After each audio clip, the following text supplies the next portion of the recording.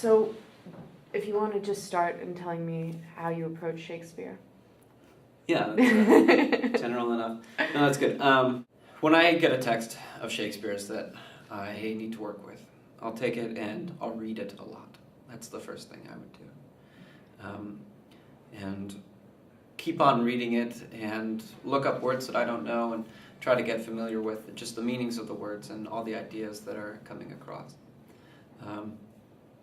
And as I'm starting to read it out loud, I'll read from idea to idea. I think that's better than line by line. Mm-hmm.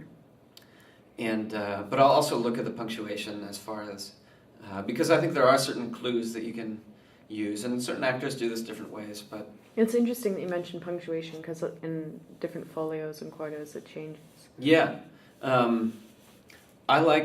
I don't always get the chance to, but I like looking at the first folio, and I had just through some training and some talking with friends / mentors who work at the Chicago Shakespeare Theater, and there they use first folio technique, which really kind of gives some significance to funny spellings or maybe intentional and punctuation, capitalization, right? All those things, and so.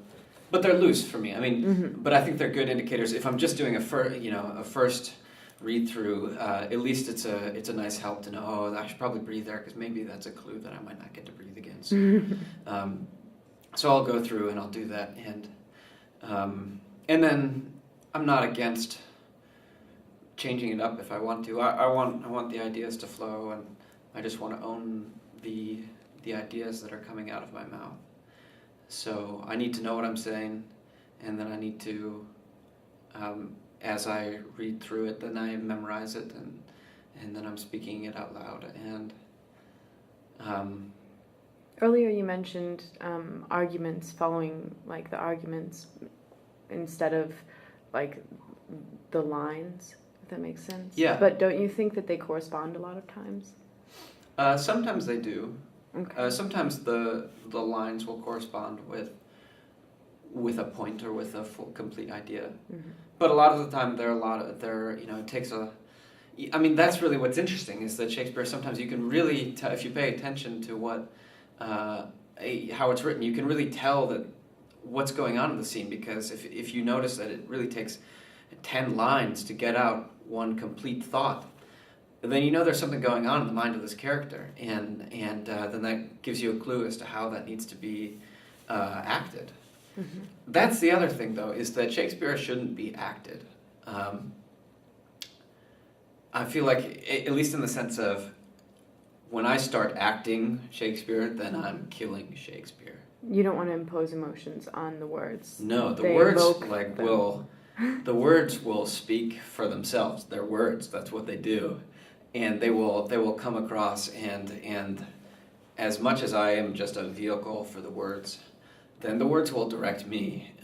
I don't want to be couching the words in my own thoughts. I just want to be as true to what I see the words doing as possible.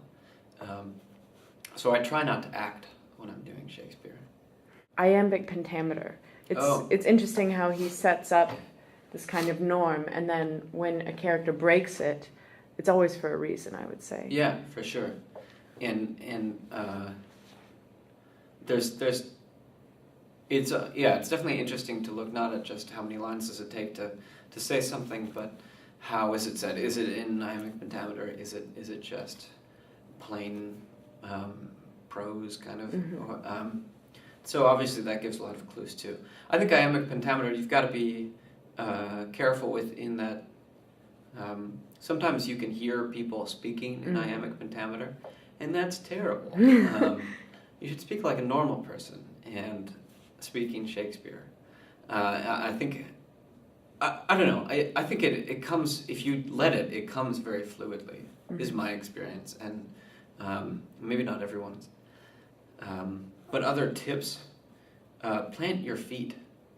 I think that's really important, is to plant your feet a little, shoulder, maybe a little bit wider than shoulder distance apart, have strong legs, and that's, people don't think about that, but that does a world of difference, and I don't think people pay enough attention to that.